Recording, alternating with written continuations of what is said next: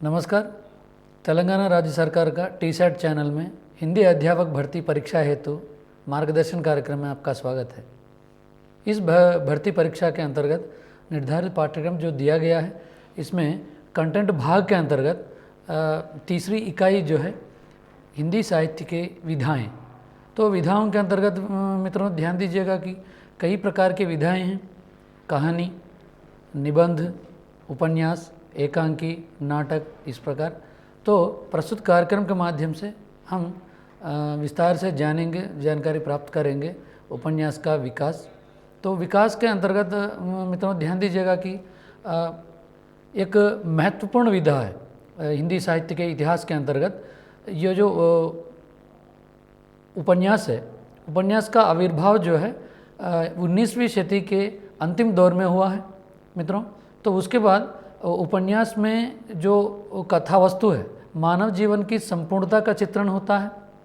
जीवन से जुड़े विभिन्न प्रसंगों को कथानक का आधार बनाकर उपन्यास लिखा जाता है।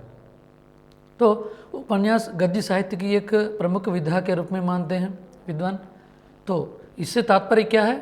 उपन्यास में मानव जीवन के संपूर्णता का चित्रण होता है। मतलब मनुष्य से जुड़े जितने भी प्रसंग हैं, जितने भी कथाएं हैं, तो उन सबको कथावस्तु के रूप में बनाकर उपन्यास लिखे गए हैं हिंदी साहित्य के उपन्यास विकास के अंतर्गत। अगर हम उपन्यास जो शाब्दिक अर्थ है उस पर अगर ध्यान देंगे तो दो शब्दों से मिलकर बना है, उप और न्यास। तो उप से तात्पर्य है समीप और न्यास का अर्थ है रखना। इससे शाब्दिक अर्थ का क्या अर्थ निकलता है? समीप रखना। फिर एक बार दोहराता हूँ मित्रों, उपन्यास में दो शब्द हैं, दो शब्दों के मेल से बना है उपन्यास, उप और न्यास। उप से तात्पर्य है समीप और न्यास से तात्पर्य है रखना, जिससे तात्पर्य यह हुआ कि पास रखना, तो समीप रखना। उपन्यास हमारे जीवन के जो भी समीप होता है, इससे तात्पर्य क्या है? उपन्यास में जितने भी कथा वस्तुएं बनाए गए हैं, मानव जीवन से संबंधित हैं, सामाजिक दैनिक जीवन से संबंधित हैं। इसलिए हम उपन्यास को समीप रखना, मतलब मनुष्य जीवन के समीप होने के कारण इसको उपन्यास संज्ञा दिया गया है। उसके बाद उपन्यास के अंतर्गत अगर हम ध्यान देंगे तो मुंशी प्रेमचंद ने स्वयं उपन्यास के संदर्भ में कहा है, मानव जीवन का चित्र उपन्यास है। तो खुद अपनी रचनाओं में इन्होंने बताया कि मानव जीवन का जो चित्रण है उपन्यास में प्राप्त होता है। तो प्रेमचंद ने हिंदी साहित्य के जो भी उपन्यास विधा है, इस विधा को नई परिभाषा और नया मोड़ दिया है। इससे तात्पर्य यह है कि प्रेमचंद जब उपन्यास लिखना शुरू किया था, तब से हिंदी साहित्य की जो भी उपन्यास विधा है उसमें संपूर्ण रूप से परिवर्तन आया है, एक नया मोड़ आया है। उसके बाद उपन्यास की जो हिंदी गद्य साहित्य है, तो ये प्रमुख विधा है। हिंदी उपन्यास का उदय सन 1870 से माना जाता है, 1870 से माना जाता है मित्रों। ध्यान दीजिएगा कि कभी कभी प्रश्न पूछा जा सकता है कि उपन्यास का विकास कब से माना जाता है, उपन्यास का विधा लगभग कब से माना जाता है। इस प्रकार प्रश्न पूछने का संभावना है, इसलिए ध्यान दीजिएगा कि 1870 से उपन्यास विधा का शुरुआत माना जाता है विद्वान या हिंदी साहित्यकारों के मत के अनुसार। तो हिंदी साहित्य में जो भी उपन्यास का आविर्भाव हुआ है, तो 19वीं सदी के अंतिम दौर में हुआ है। तो जो 19वीं सदी मतलब 19वीं सदी के जो अंत हो रहा था, फिर 20वीं सदी जब शुरू होता है, तो उससे पहले उपन्यास विकास का हम मान सकते हैं, उपन्यास विधा का आविर्भाव मान सकते हैं। तो 19वीं शती तक उपन्यास साहित्य पूरे यूरोप में समृद्ध हो चुका था। मतलब यूरोप में जो उपन्यास का विकास हुआ है, तो वहाँ से फिर भारत देश में आकर, जैसे यूरोप देशों से जो व्यापार करने के लिए भारत देश आए थे, पोर्चुगीज़ से लेकर फिर जो 4 देशों से व्यापार के लिए आए थे, तो यूरोप में शुरू हुआ था उपन्यास। तो वहाँ से ये लोग व्यापार के लिए यहाँ आए, इसलिए उनका प्रभाव भारत देश में भी हुआ। तो सबसे पहले बांग्ला साहित्य में, उसके बाद हिंदी साहित्य में उपन्यास विधा का शुरुआत हुआ है।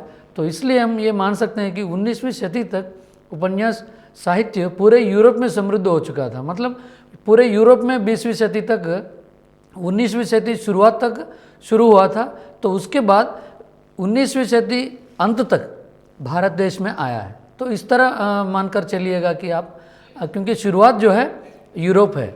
तो मित्रों ध्यान दीजिए, बांग्ला और मराठी ये दोनों ही भाषाएं अंग्रेजी के संपर्क में थी। तो सबसे पहले अभी आपको बताया था कि यूरोप का जो प्रभाव है, उपन्यास का प्रभाव, सबसे पहले बांग्ला साहित्य, उसके बाद मराठी साहित्य पर पड़ा है। तो इसलिए अंग्रेजी के संपर्क में थी। तो इनमें उपन्यास का आरंभ जो है तो हिंदी से पहले हो गया था।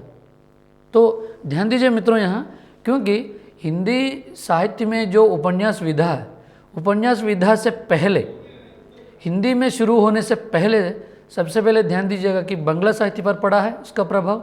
बांग्ला साहित्य में उपन्यास लिखना शुरू हुआ, उसके बाद मराठी साहित्य में, तो फिर तीसरे स्थान पर हिंदी हुआ। तो हिंदी से पहले दो साहित्यों में लिखना शुरू किए हिंदी, मतलब उपन्यास गद्य विधा। तो मित्रों तो इसका प्रभाव खूब था उपन्यास का, यूरोपीय उपन्यास का। तो उसके बाद अंग्रेजों और बांग्ला उपन्यासों की लोकप्रियता से हिंदी साहित्य में इस विधा का श्री गणेश हुआ था।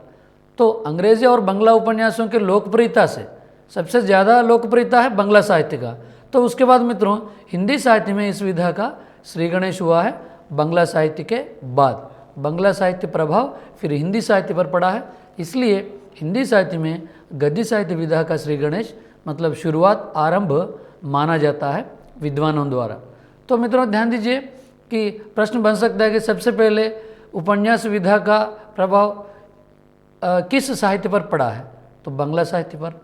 तो हिंदी साहित्य पर जो विधा है, उपन्यास विधा जो शुरुआत है तो बांग्ला साहित्य से लिया गया है। तो उसके बाद अंग्रेजी साहित्य में, यूरोपीय साहित्य से भी लिया गया है। तो इस तरह समझना चाहिए प्रस्तुत विषय को मित्रों। तो उसके बाद आचार्य महावीर प्रसाद द्विवेदी जी ने सरस्वती में प्रकाशित एक निबंध में खुद कहा था कि उपन्यास रहस्य में इस बात को स्वीकार किया है कि उपन्यास के प्रचलन, विकास एवं सृजन का श्रेय जो है पश्चिमी देशों के लेखकों को ही है, जिससे प्रेरणा लेकर हिंदी में भी उपन्यास रचना की जाने लगी है। तो ये परिभाषा है इनकी। आचार्य महावीर प्रसाद द्विवेदी सरस्वती पत्रिका में प्रकाशित एक निबंध उपन्यास रहस्य में इस बात को स्वीकार किया है, ये परिभाषा है सरस्वती पत्रिका में मित्रों। तो उसके बाद ध्यान दीजिए, हिंदी के प्रथम मौलिक उपन्यास को लेकर प्रायः विद्वानों में मतभेद रहा है। मतलब ध्यान दीजिएगा कि जो मौलिक रचना कौन सी है उपन्यास की हिंदी गद्य विधा में, तो ध्यान दीजिएगा कि उपन्यास गद्य विधा में मौलिक रचना के रूप में मतभेद रहा विद्वानों में। तो ये दो उपन्यासों के अंतर्गत विद्वानों में मतभेद हैं। तो ये दो उपन्यास हैं श्रद्धाराम फुलेरी जी की भाग्यवती 1877 में लिखी गई है ये उपन्यास, श्रद्धाराम फुलेरी जी की भाग्यवती, और लाला श्रीनिवास दास कृत परीक्षा गुरु 1882 में लिखी गई है। ये दो उपन्यासों में प्रथम उपन्यास के अंतर्गत ये मित्रों ध्यान दीजिएगा कि मतभेद रहा है इनमें, इसलिए दो उपन्यासों पर ध्यान दीजिएगा कि दो उपन्यास कौन से हैं। तो दो उपन्यास वे हैं, फिर एक बार दोहराता हूँ, ध्यान दीजिए। सबसे पहले दो उपन्यास उसमें मतभेद रहा विद्वानों में और साहित्यकारों में भी, और सिद्धाराम फुलेरी जी की रचना है, उपन्यास है भाग्यवती, और लाला श्रीनिवास दास कृत परीक्षा गुरु। ये दो मुख्य उपन्यास हैं मित्रों शुरुआत उपन्यासों में। तो ध्यान दीजिएगा, समय भी आपके सामने प्रस्तुत किया था मैं 1877 में भाग्यवती, और परीक्षा गुरु जो है 1882 में मित्रों। तो उसके बाद भाग्यवती कथा में ध्यान दीजिएगा कथा वस्तु क्या है। तो भाग्यवती कथा में भाग्यवती के चरित्र में सद्व्यवहार और सेवा के महत्व पर जोर दिया गया है। बल दिया गया है और लेखक की सुधारवादी प्रवृत्ति इसमें परिलक्षित होती है भाग्यवती उपन्यास में। तो भाग्यवती इस प्रस्तुत उपन्यास में नायिका है, तो उनका जो चरित्र है, सद्व्यवहार है, उस पर ध्यान देते हुए उपन्यासकार ने जोर दिया है। और इस कथावस्तु के रूप में अगर आप समझना है भाग्यवती उपन्यास में, तो कथावस्तु क्या है? भाग्यवती जो है वह नायिका है प्रस्तुत उपन्यास में। तो भाग्यवती के जो चरित्र है, उसका जो सद्व्यवहार है, उस पर चरित्र चित्रण किया है प्रस्तुत उपन्यासकार ने। तो सुधारवादी प्रवृत्ति पर ज़्यादा जोर दिया है उपन्यासकार प्रस्तुत भाग्यवती कथा उपन्यास के अंतर्गत। तो भाग्यवती अपनी शिक्षा के बल पर सामाजिक अंधविश्वासों और पाखंडों, कुरीतियों के अपने साथ साथ समाज की रक्षा करती आई। और अगर कथावस्तु पर ध्यान देंगे तो प्रश्न कैसे पूछे जाएंगे? तो मित्रों, अगर व्यापक रूप से प्रश्न पूछा जाए तो इस प्रकार पूछा जा सकता है कि भाग्यवती उपन्यास में कथावस्तु क्या है? तो भाग्यवती शिक्षित थी नायिका और सामाजिक अंधविश्वासों के खिलाफ खड़े उठती है और पाखंडों पर भी खड़े उठती हैं और कुरीतियों पर खड़े उठकर साथ साथ समाज की रक्षा करने के लिए नायिका के रूप में इन्होंने प्रस्तुत किया है उपन्यासकार। तो ये कथावस्तु है। मतलब नेट सेट परीक्षाओं में अगर आप ध्यान देंगे तो प्रश्न पूछने का जो तरीका है उसमें परिवर्तन आ रहा है। उपन्यासकार, उपन्यास में नायिका कौन है, ये सामान्य रूप से, साधारण रूप से प्रश्न पूछा जा रहा है।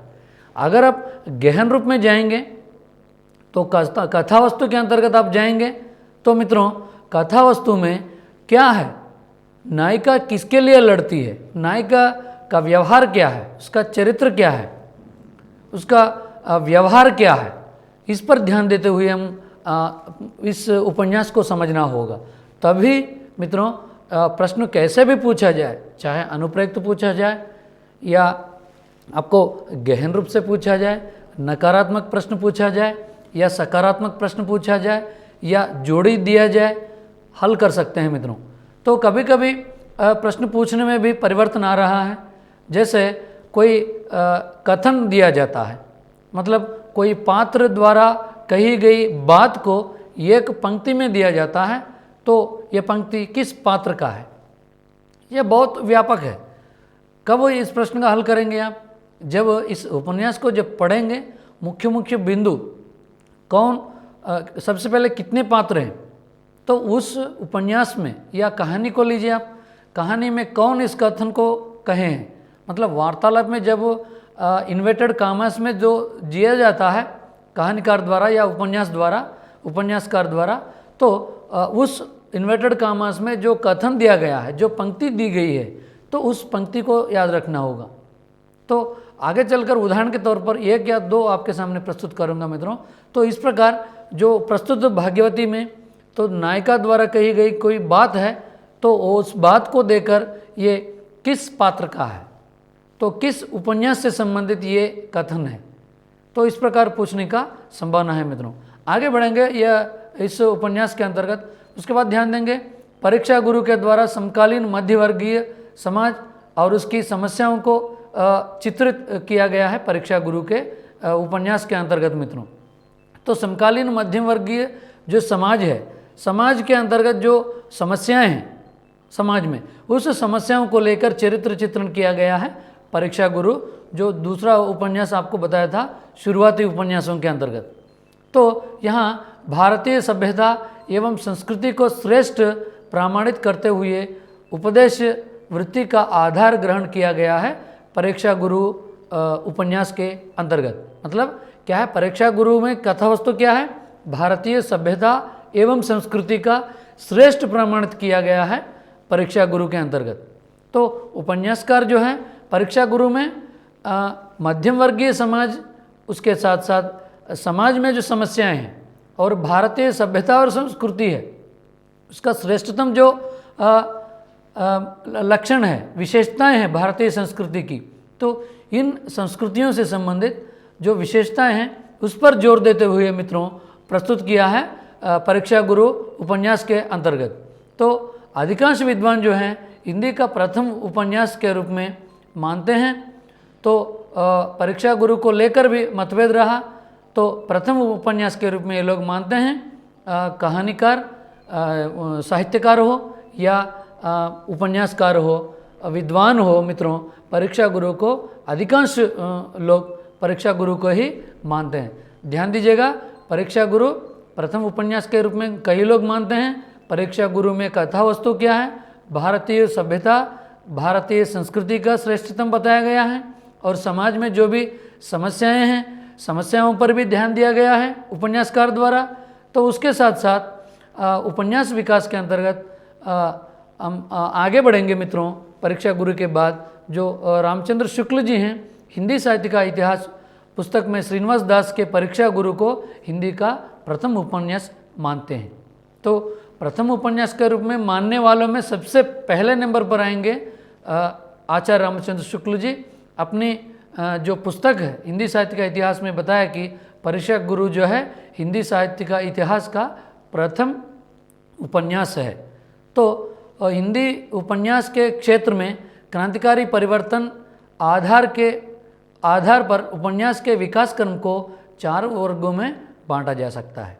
जैसे अगर आप उपन्यास का विकास जो है, इस विकास पर अगर आप ध्यान देंगे तो अध्ययन करने के लिए, अध्ययन की सुविधा के लिए हम लोग 4 मुख्य रूपों में बांटते हैं उपन्यास का जो विकास है। उपन्यास में जो प्रकार है उसको हम 4 रूपों में बांट सकते हैं मित्रों। तो 4 प्रकारों पर अगर हम 4 वर्गों पर अगर हम ध्यान देंगे तो ध्यान दीजिएगा कि प्रथम विकास है प्रेमचंद पूर्व युग का उपन्यास, प्रेमचंद युग का उपन्यास, प्रेमचंदोत्तर उपन्यास का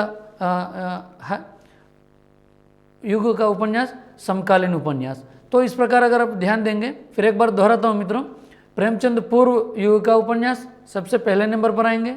दूसरा है प्रेमचंद युग, मतलब प्रेमचंद का जो समय है उसमें जो लिखा गया उपन्यास है तो उसको दूसरे नंबर पर डाल देंगे।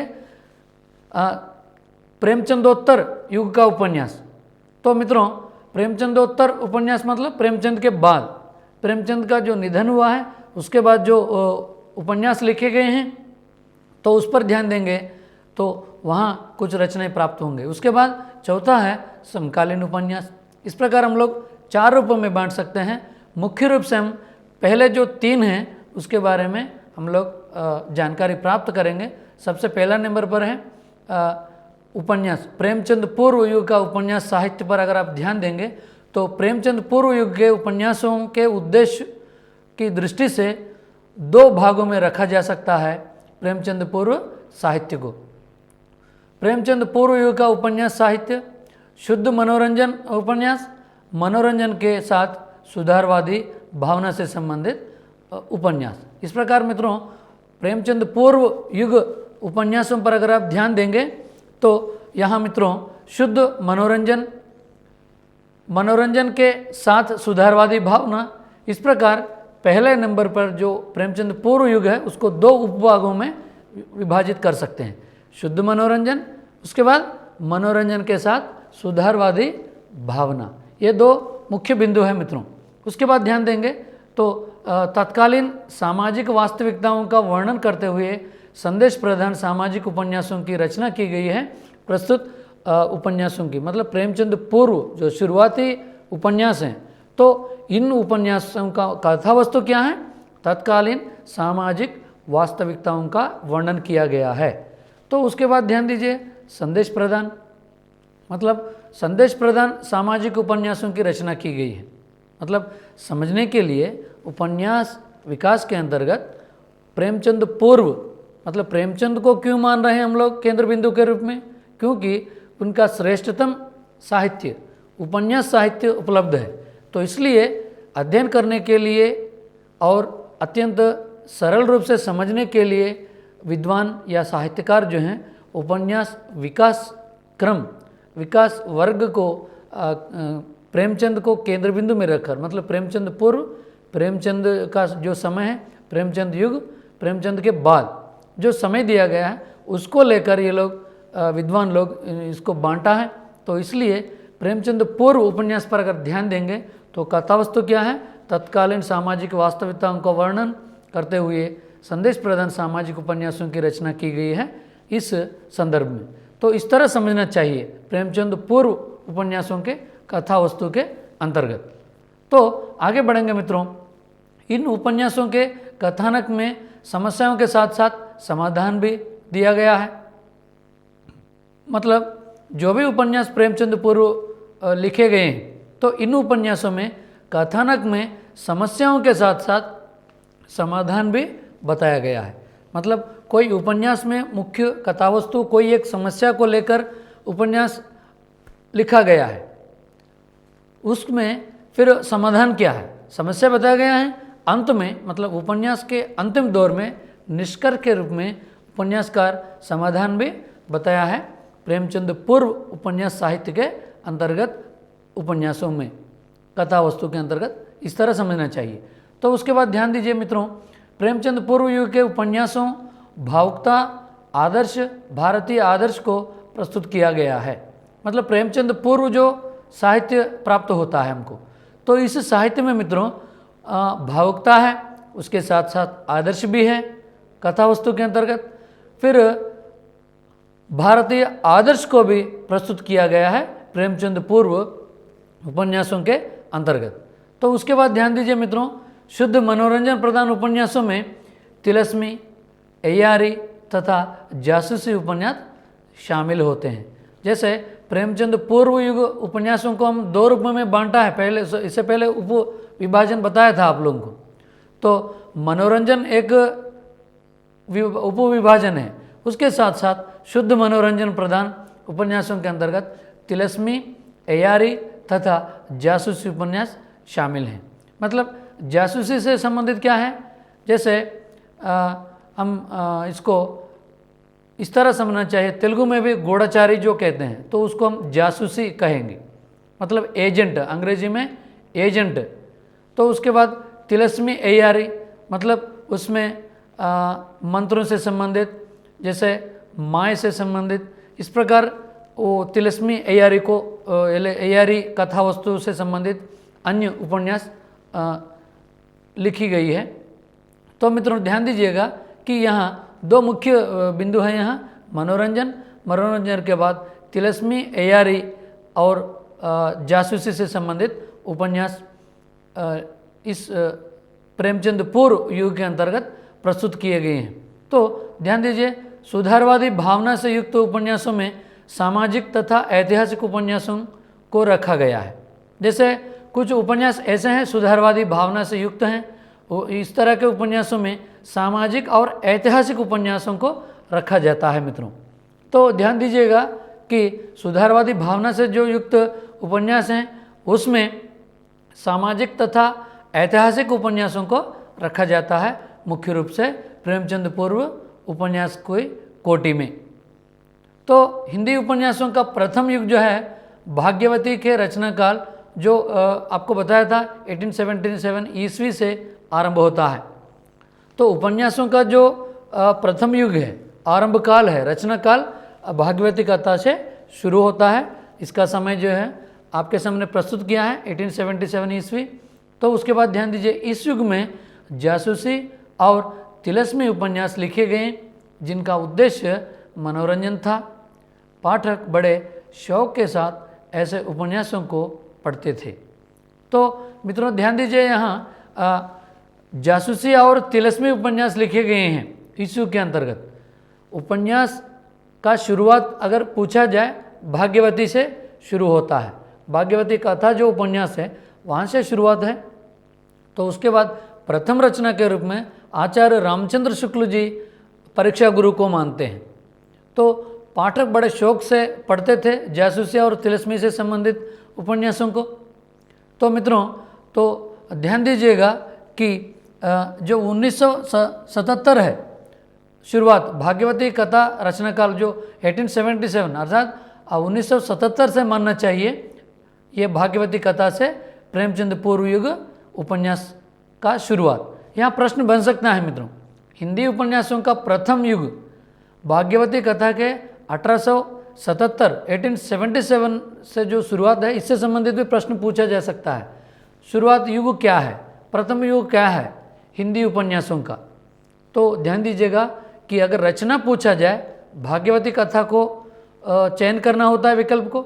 अगर समय पूछा जाए 1977 यानी 1877 से आरंभ काल माना जाता है। तो तिलिस्मी घटनाओं के बीच में प्रेम कथाओं को जोड़कर इन उपन्यासों में विचित्र घटनाओं की भरमार होती थी।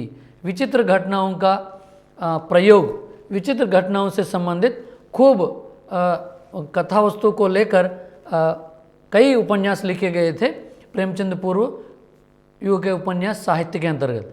जैसे मित्रों ध्यान दीजिएगा कि तिलिस्मी, जैसे कई प्रकार के तिलिस्मी रचनाएं हैं, आगे चलकर आपके सामने प्रस्तुत करूंगा मैं कई प्रकार के तिलिस्मी घटनाएं।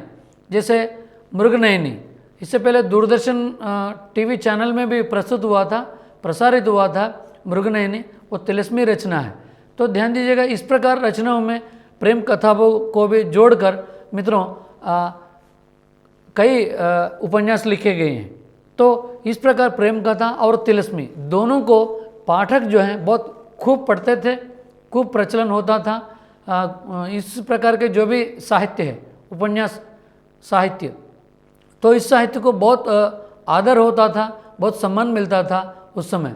तो मित्रों जोड़कर उपन्यासों में बहुत विचित्र घटनाओं को जोड़कर पाठकों के सामने प्रस्तुत करने से वे लोग खूब पढ़ते थे। तो इनमें कौतूहल और रोमांच अधिक होता था। इसके साथ साथ जैसे आपको प्रेम कथा भी है इसमें और कौतूहल भी है, उसके साथ साथ बहुत रोमांच मतलब रोमांस भी इसमें मिलता है, अधिक मात्रा में प्राप्त होता है। प्रेमचंद पूर्व युग जो साहित्य है, उपन्यास साहित्य, इस साहित्य में मुख्य रूप से इस प्रकार के साहित्य प्राप्त होता है मित्रों। तो देवकीनंदन खत्री एक उपन्यासकार हैं, तो इनकी रचनाओं पर अगर आप ध्यान देंगे तो चंद्रकांता संतति, भूतनाथ इस दृष्टि से महत्वपूर्ण उपन्यास हैं। जैसे प्रेमचंद पूर्व उपन्यासों के अंतर्गत आपके सामने प्रस्तुत किया था कि इस समय तिलिस्मी घटनाओं के साथ साथ प्रेम कथाएँ, विचित्र घटनाएँ, उसके साथ साथ कौतूहल से संबंधित और रोमांच से संबंधित घटनाएं भी प्रस्तुत हैं। तो इसके लिए एक सटीक सारगर्भित उदाहरण है देवकीनंदन खत्री उपन्यासकार की रचनाएं। जैसे चंद्रकांता संतति, भूतनाथ इस दृष्टि से बहुत उल्लेखनीय, मतलब बहुत विशेष रूप से उदाहरण आपके सामने प्रस्तुत किया है। तो देवकीनंदन खत्री की रचनाएं ध्यान दीजिएगा, चंद्रकांता संतति, भूतनाथ। कई बार पूछा गया है देवकीनंदन खत्री की रचनाओं में किस प्रकार कथा वस्तु है।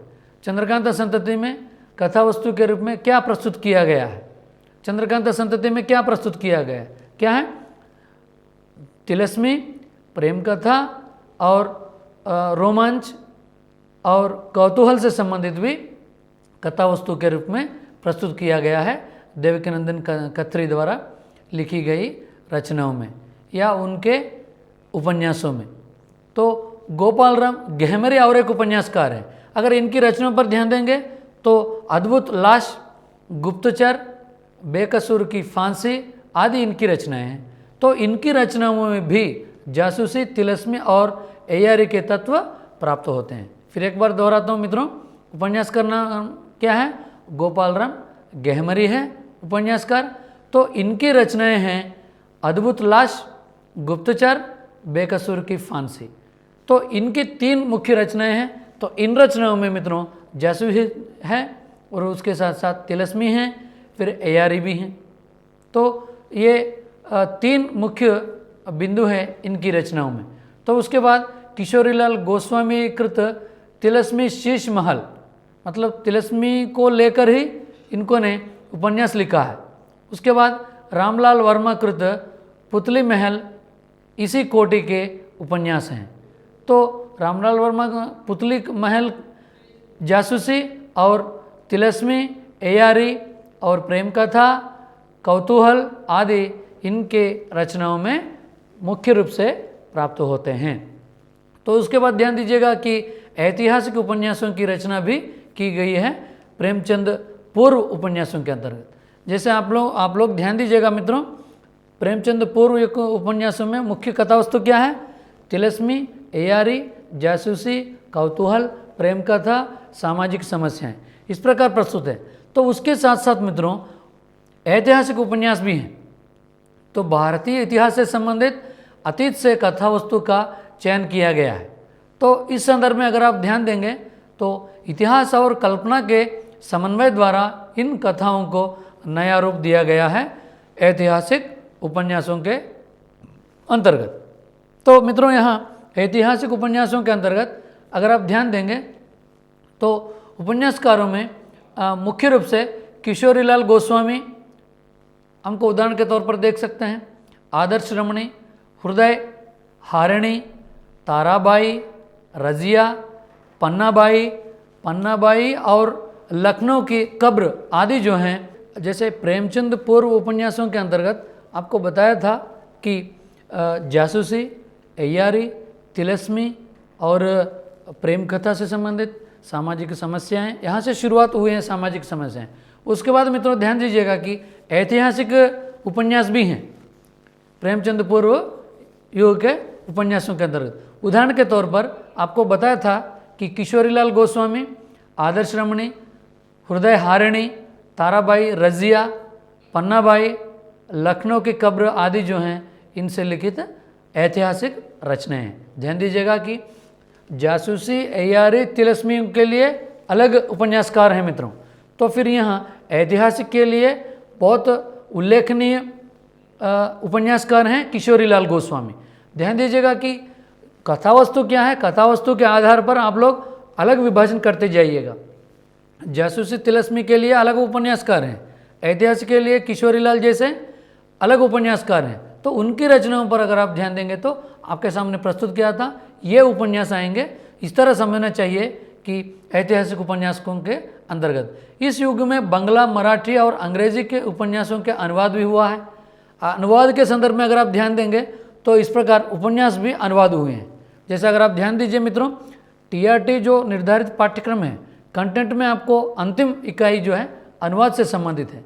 इसलिए अनुवाद और साहित्य को जोड़ते हुए भी प्रश्न पूछने का संभावना होता है।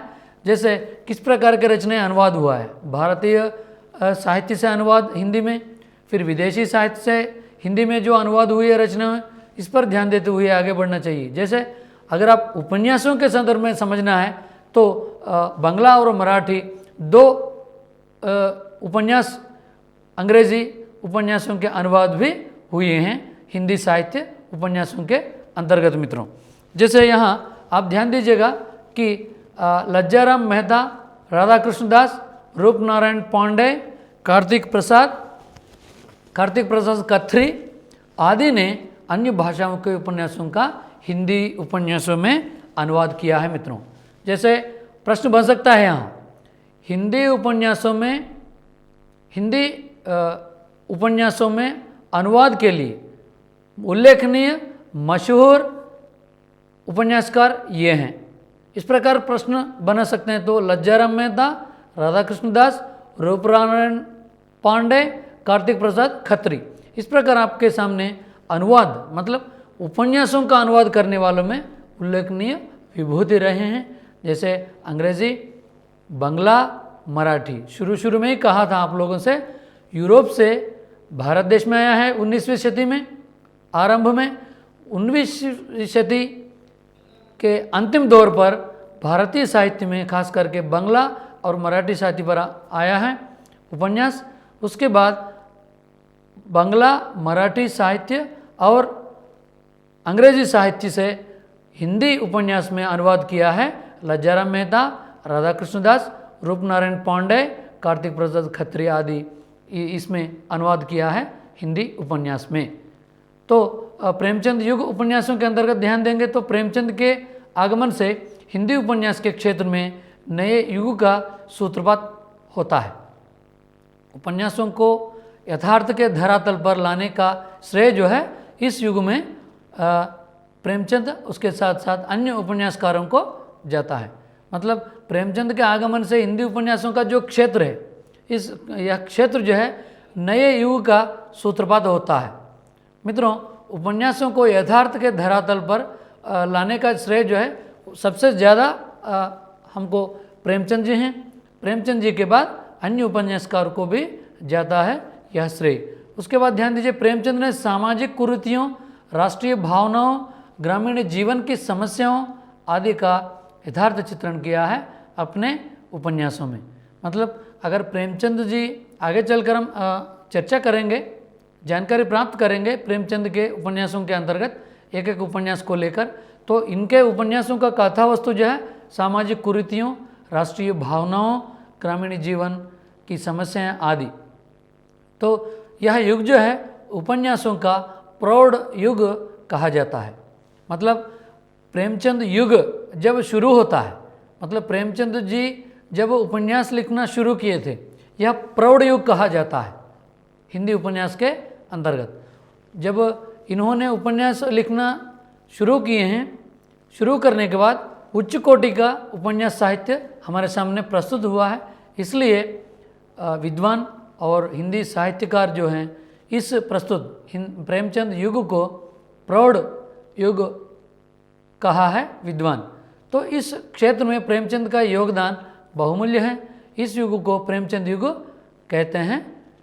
इनकी जो रचनाएं हैं उपन्यास से संबंधित रचनाओं का जो शुरुआत है, तो वहाँ से प्रेमचंद युग प्रेमचंद से माना जाता है मित्रों। फिर प्रेमचंद जीवनी पर अगर हम ध्यान देंगे तो जन्म देखिए, वाराणसी के पास लमही है इनका गांव। पिताजी का नाम है मुंशी अजय राय, माताजी का नाम हुलसी है और पत्नी रत्नावली है। बचपन का नाम है धनपत राय।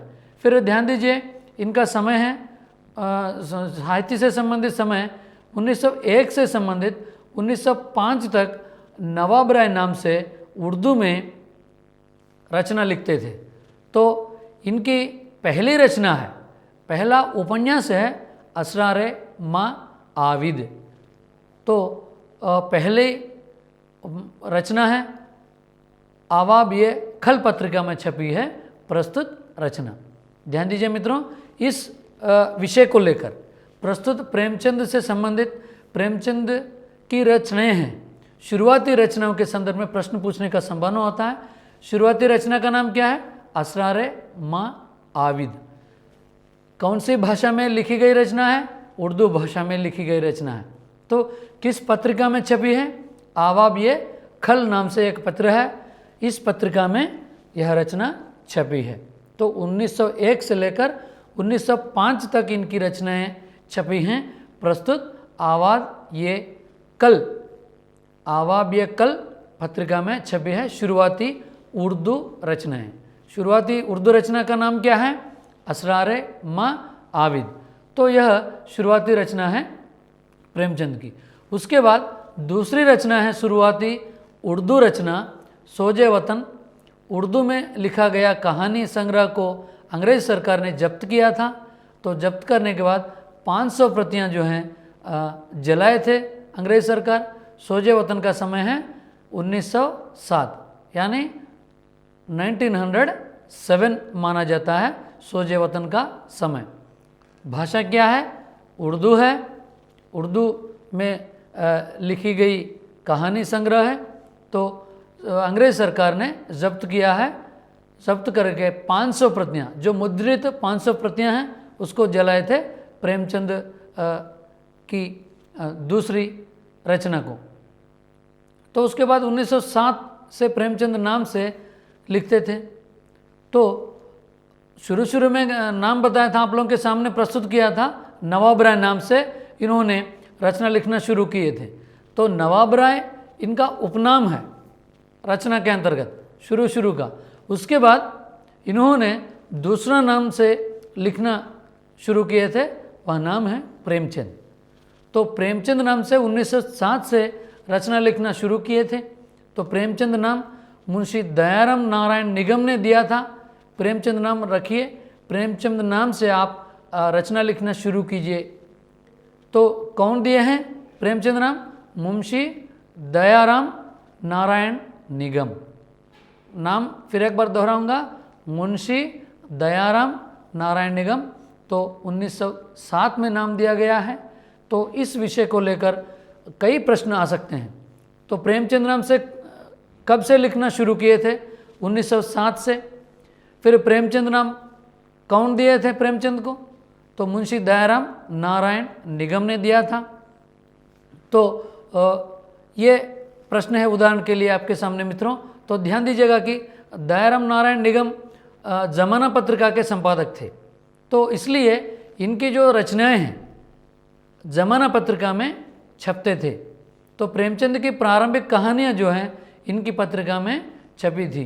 तो पत्रिका का संपादक का भी नाम वही है, दया नारायण निगम जमाना पत्रिका का संपादक है। तो इसलिए उसकी पत्रिका में जो रचनाएं छपती थी, इसलिए वह नाम प्रेमचंद नाम जो है दया नारायण निगम ने प्रेमचंद को दिए थे। शुरू में नवाब राय नाम से रचना करते थे, वास्तविक नाम दूसरा है इनका। तो प्रेमचंद को हिंदी में रचना करने का सलाह बस्ती के गजपति मन्ना द्विवेदी ने सलाह दी थी। तो ध्यान दीजिए मित्रों, हिंदी में शुरू में कौन सी भाषा में रचना करते थे? उर्दू में। तो उर्दू के बाद जब हिंदी में लिखना शुरू किए थे प्रेमचंद जी, तो किसके कहने के बाद, कौन कहने के बाद इन्होंने रचना लिखना शुरू किए थे? गजपुरी मन्नन द्विवेदी नाम से एक विद्वान हैं, इनके कहने पर, इनके सलाह पर बस्ती के निवासी हैं गजपुरी मन्नन द्विवेदी जी। तो गजपुरी मन्नन द्विवेदी जी कहने के बाद, गजपुरी मन्नन द्विवेदी जी सलाह देने के बाद प्रेमचंद जी जो है हिंदी में रचना करना शुरू किए थे। तो नाम प्रेमचंद नाम एक व्यक्ति दिए थे, दया नारायण निगम जी। तो उसके बाद हिंदी में रचना करने के लिए सलाह जो है बस्ती के निवासी, बस्ती में रहने वाले गजपुरी मन्नन द्विवेदी ने सलाह दी थी।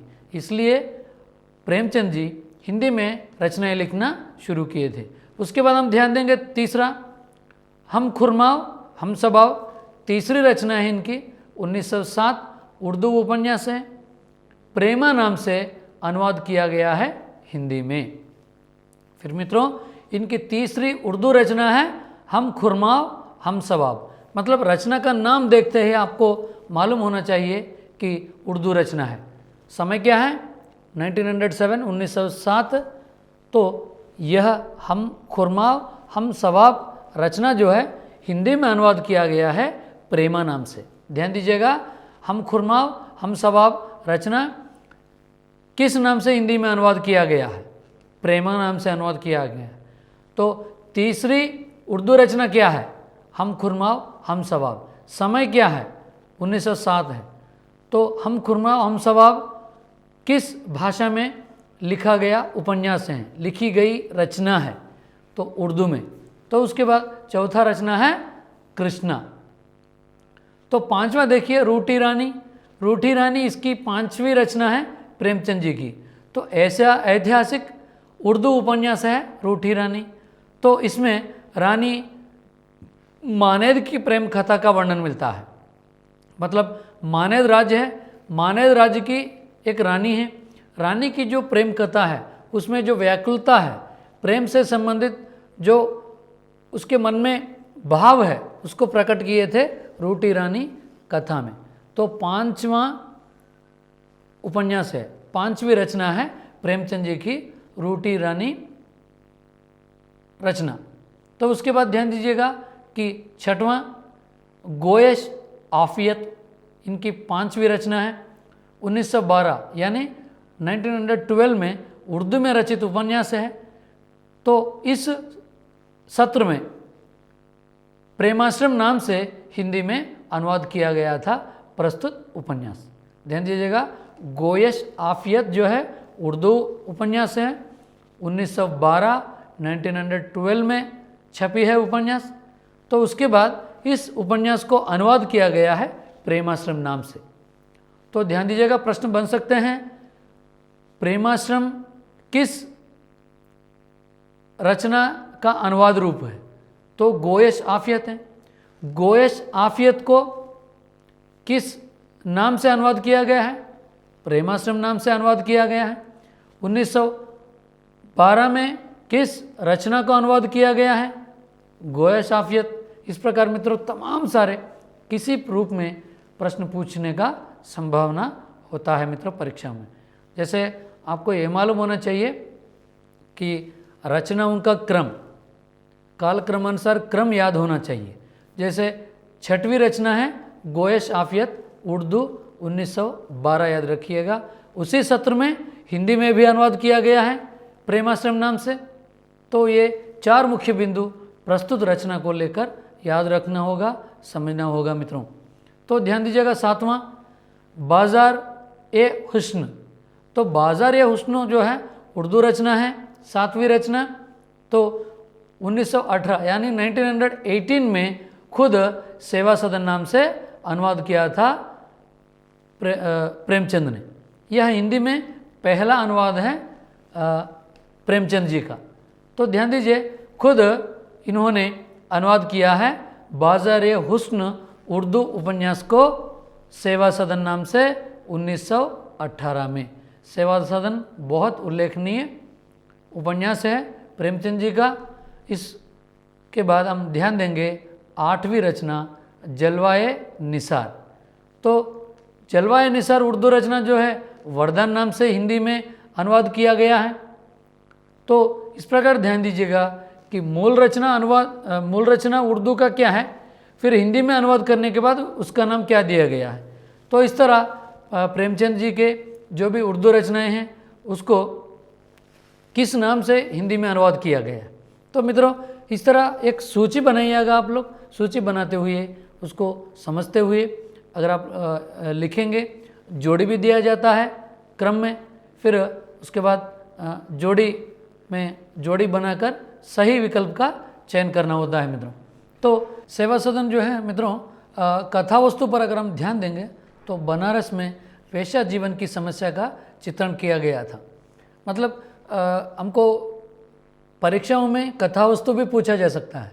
सेवा सदन का समय, सेवा सदन किस नाम से सबसे पहले लिखी गई रचना है उर्दू में, तो उसके बाद किस नाम से अनुवाद किया गया है सेवा सदन, समय के बाद हम ध्यान देंगे कथा वस्तु।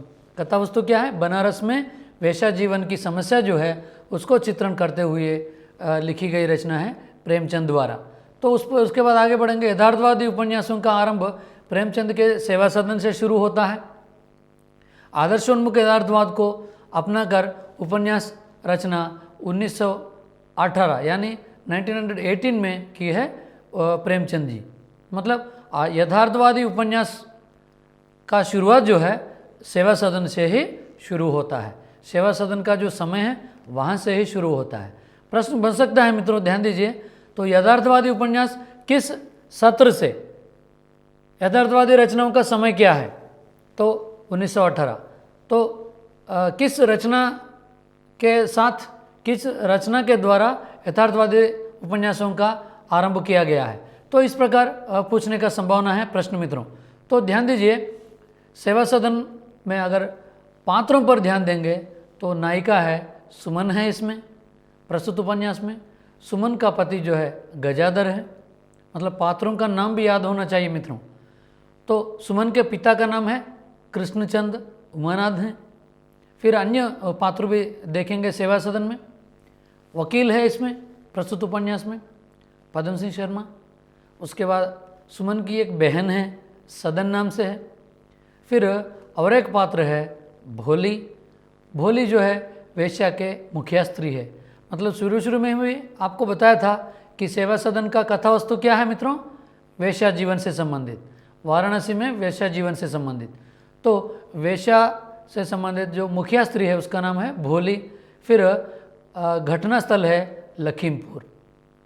मतलब यहाँ ध्यान दीजिए सेवा सदन के बाद प्रेमाश्रम है। प्रेमाश्रम का समय है 1921 यानी 1921।